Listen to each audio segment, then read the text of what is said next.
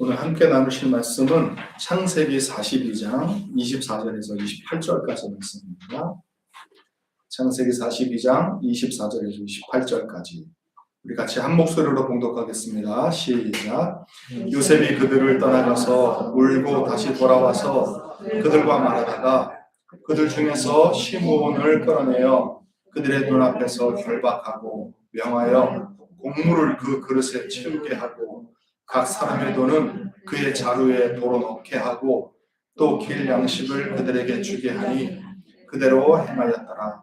그들이 곡식을 나귀에 싣고 그곳을 떠났더니 한 사람이 여관에서 나귀에게 먹이를 주려고 자루를 풀고 본즉 그 돈이 자루 아귀에 있는지라. 그가 그 형제에게 말하되 내 돈을 도로 넣었도다. 보라, 자루 속에 있도다. 이에 그들이 혼이 나서 떨며 서로 돌아보며 말하되 하나님이 어찌하여 이런 일을 우리에게 행하셨는가 하고. 아멘. 여러분, 성경은 우리가 이 세상을 살아가는 그 가치관과 그 기준으로 그런 상식으로 접근을 하면 이해하기가 쉽지가 않습니다. 오늘 본문도 그런 내용 중에 하나입니다. 형들에 의해서 버림을 받고 애굽의 종으로 팔린 요셉이 기근으로 인해서 곡식을 구하려고 애굽에 찾아온 형들을 만나게 되죠. 하지만 요셉은 형들에게 복수할 마음이 전혀 없었습니다. 요셉이 인품이 좋아서가 아니라 자신이 버림을 받고 애굽의 종으로 팔리고 또 지금 총리의 자리에 오르게 된 이 모든 일의 배후에 하나님이 계시다라는 것을 알았기 때문입니다. 그것을 깨닫는 건 역시 요셉이 똑똑하거나 믿음이 좋아서가 아니라 하나님의 은혜로 알게 된 것입니다. 요셉은 자신이 겪을 때는 이유조차 알지 못했던 고난과 그리고 억울하고 눈물 났던 시간들과 형들이 애굽에 오게 되고 자신을 만나게 된 그 모든 일들이 하나님이 작정하신 일임을 알게 되었습니다. 그런 이유로 비록 요셉이 형들에게 복수할 마음이 없다 해도 자신의 정체를 드러내고 환대할 수 없었던 것입니다. 하나님께서 계획하신 일이기 때문에 하나님의 방법으로 이 문제를 풀어가야만 했다라는 거죠. 요셉이 형들에게 정탐꾼이라는 혐의를 씌우게 되죠. 그래서 옥에 가두게 됩니다. 그리고 사흘 후에 시므온만 옥에 남기고 모두를 돌려보내면서 막내 아들이었던 베냐민을 데려와야 살려주겠다라고 하죠. 그로 인해서 요셉의 형들은 자신들이 요셉의 일로 말미암아 범죄하였다라는 것을 비로소 생각하게 되었습니다. 애굽을 향해 갈 때는 어땠어요? 기근에서 살아남기 위해서 그저 생존의 문제가 전부였는데 요셉을 만나면서 자기들의 범죄를 생각하게 되고 그로 인해서 괴로움이 임하며 요셉의 핏값을 치르게 되었다라는 것을 드디어 생각하게 되었다는 거예요. 다시 말해서 먹고 사는 문제, 배고픈 문제, 생존의 문제만을 생각하고 생존을 위해서 사는 야곱과 그의 아들들을 하나님은 생명의 구원을 위한 방향으로 이끌어가고 계셨다라는 거죠. 여러분, 우리도 똑같지 않습니까? 이 세상에 매몰이 되어서 그저 먹고 사는 문제만 그냥 집중해서 살아가는 우리들을 여러 가지 사건들을 만나게 하시고 사람들과의 만남을 통해서 또 하나님의 말씀을 통해서 우리를 생명의 구원의 문제로 관심을 갖게 하시고 그 길로 우리를 이끌어 가시더라라는 거예요. 그렇기 때문에 성경에서 증거되는 하나님의 일하심은 먹고 사는 문제, 이런 문제가 아니라 생명을 주시려고 하는 하나님의 일이라는 것을 이해할 수 있다는 겁니다. 만약 요셉이 형들을 정탐꾼이라는 혐의로 가두지 않고 그냥 순수히 곡식을 줘서 돌려보냈다면 생존을 위해서 애굽에 온 야곱의 아들들은 무슨 생각을 했을까요? 곡식을 얻어서 좋다. 이제 빨리 돌아가서 우리 아버지에게, 우리 가족들에게 이 곡식을 나눠주고 좀 기근을 좀 면해야 되겠다라는 생각만 했을 겁니다. 그러니까 생존의 문제를 해결하고 돌아가는 것이 전부였을 것이다라는 거죠.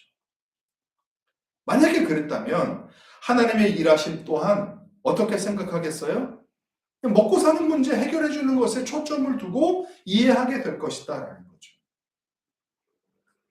그렇기 때문에 자기를 먼저 애굽에 보내신 분이 하나님이라는 것을 아는 요셉은 그냥 순순히 곡식만을 주고 돌려보낼 수가 없었던 것입니다. 이것이 우리 삶과도 무관하지 않음을 생각한다면 하나님은 우리가 관심을 두고 있는 생존의 문제를 도우시기 위해 일하시는 분이 아니라는 것을 알 수가 있겠죠. 하나님은 언제나 생존에 매달려 사는 우리의 삶에 간섭을 하시면서 그게 전부가 아니다. 생명의 구원이 있다. 그 길로 내가 너희를 인도할 것이다. 라고 끊임없이 말씀하고 계십니다. 따라서 여러분, 우리에게 주어진 어떤 형편에서도 이건 아니다. 이렇게는 살 수 없다. 라고 말할 수 없다는 거예요. 고린도전서 1장 20절을 보면 하나님의 약속은 얼마든지 그리스도 안에서 예가 되니, 이 예가 뭡니까? 예스예요. 예스. 다시 읽어드릴게요. 하나님의 약속은 얼마든지 그리스도 안에서 예스가 되니 그런즉 그로 말미암아 우리가 아멘하여 하나님께 영광을 돌리게 되느니라 라고 말하고 있습니다. 여러분, 이게 무슨 말입니까? 우리가 당하는 모든 삶의 환경 속에서 우리가 아멘해야 그것으로 하나님께 영광을 돌리게 된다는 거예요. 하나님이 야곱 가문의 생명의 구원을 위해서 일하신 것은 야곱이 하나님의 약속 안에 있었기 때문입니다. 그래서 하나님은 야곱에게 주어진 모든 상황에서 하나님의 간섭과 함께 하심을 보게 되고 아니요가 아니라 아멘으로 받게 하심으로 영광 돌리는 길로 이끌어 가시는 겁니다. 여러분, 우리가 만나는 수많은 고난과 원치 않은 상황에 아멘해야 하는 이유가 여기 있는 거예요. 쉽지 않을 겁니다. 내가 원하지도 않고 피하고만 싶었던 상황을 만났을 때 아멘, 이게 쉽게 나오겠습니까? 아멘보다 눈물이 먼저 쏟아질 거예요. 아멘보다 먼저 원망이 튀어나올 것입니다. 그 마음을 왜 모르겠습니까? 내가 당신을 위해서 기도하겠다라는 그 위로의 얘기를 듣고 기도만이 답이다. 기도하면 능히 감당할 수 있다라고 주변에서 아무리 권면을 해도 사실은 문제를 만나고 있는 당사자 귀에는 잘 안 들리지 않습니까?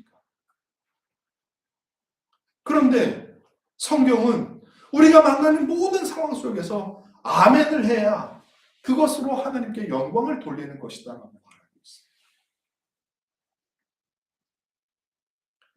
그래서 우리 안에 이 믿음은요, 사람의 힘으로가 아니라 우리가 작정한다고 되는 일이 아니라 하나님이 하셔야 되는 일이라는 겁니다. 하나님이 마르지 않고 부어주시는 은혜가 필요한 이유인 것입니다. 그 은혜를 사모하고 그 은혜를 간구하라고 하나님은 우리를 기근 속에, 광야 속에, 어두움 가운데 두시는 것입니다. 저는 우리 모두가 하나님의 은혜로 광야 속에서 우리를 붙드시는 하나님을 만날 수 있기를 기도합니다. 기억하십시오. 우리에게 주어진 모든 형편들은 우리로 하여금 하나님 나라에 마음을 두도록 몰아가시는 하나님의 은혜입니다. 절망스러운 자리, 실패하는 자리, 병들어서 죽어가는 자리가 하나님 나라의 마음을 두도록 몰아가시는 하나님의 은혜의 순간이라는 거예요. 그래서 여러분, 우리는 망해도 아멘이요, 병들어 죽는 자리에서도 아멘 할 수 있어야 된다라는 겁니다. 아무나 못하는 일이죠. 믿음이 있어야만 할 수 있는 일입니다.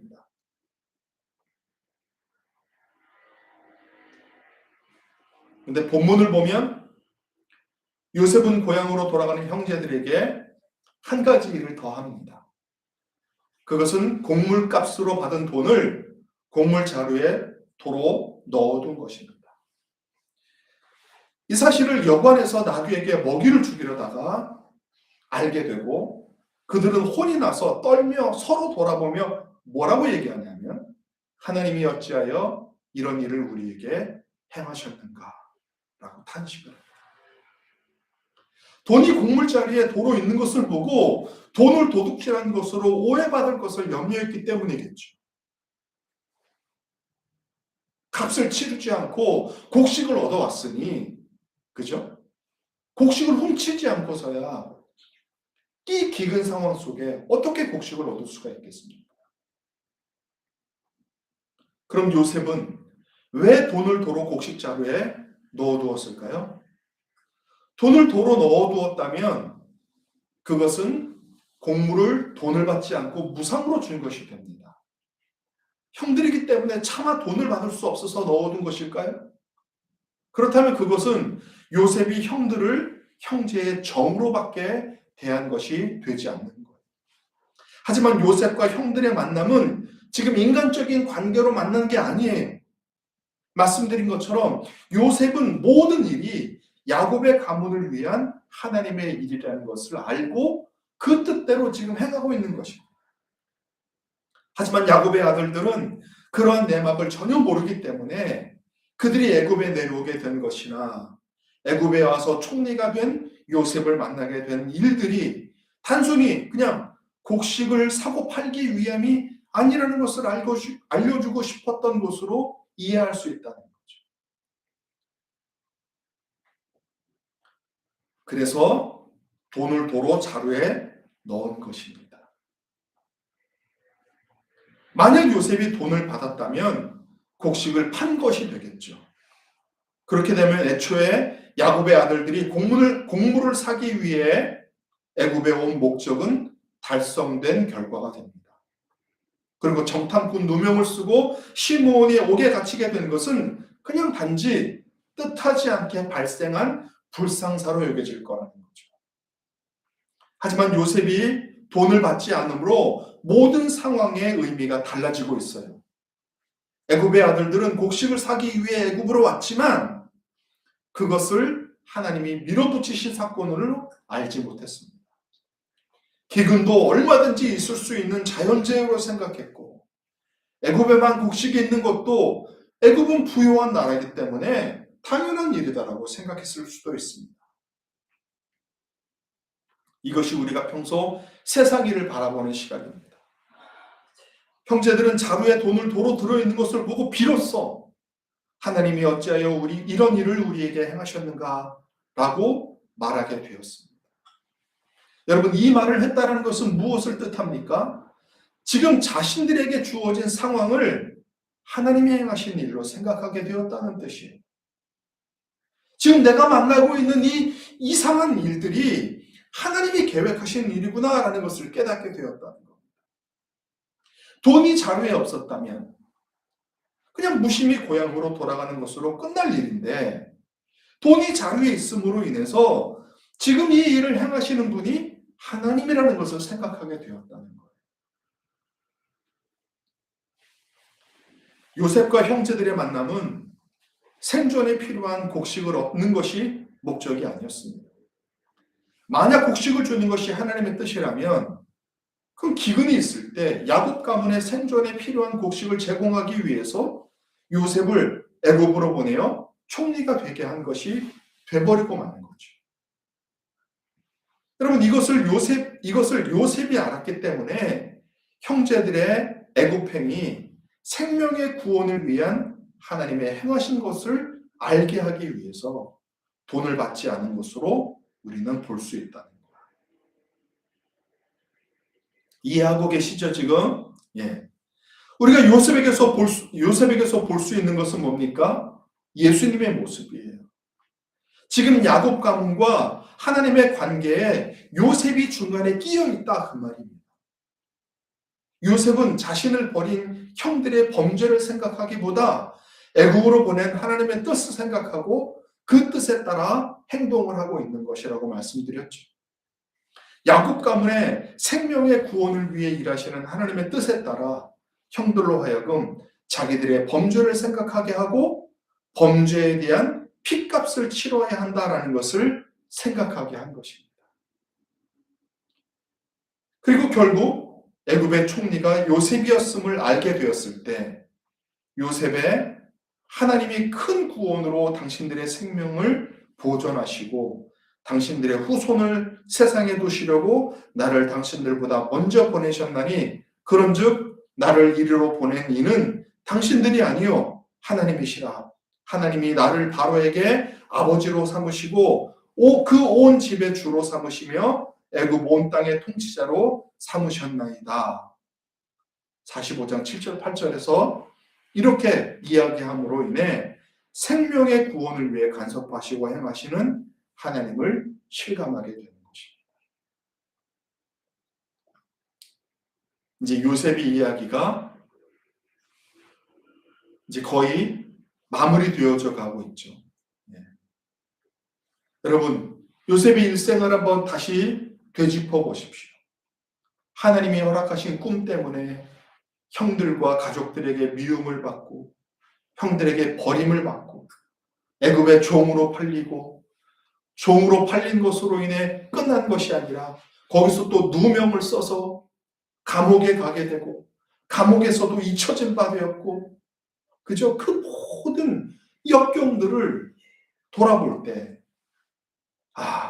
내 인생은 왜 이렇게밖에 풀어질 수 없는가 라고 한탄하는 것으로 끝나는 것이 아니라 이 모든 일의 과정이 하나님이 행하신 일의 결과였구나 라는 것을 알게 된 것입니다.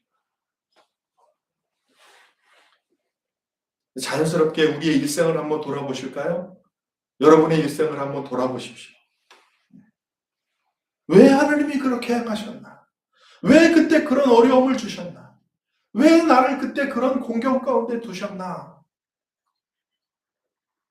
결국 우리는 시간을 되짚어 봤을 때 하나님께서 우리에게 생명으로 인도하시기 위해 그런 시간들을 살게 하셨구나 라는 것을 알게 되는 것입니다. 예수님은 세상에 의해서 버림을 받으셨습니다. 우리들이 예수님을 버린 것과 마찬가지죠.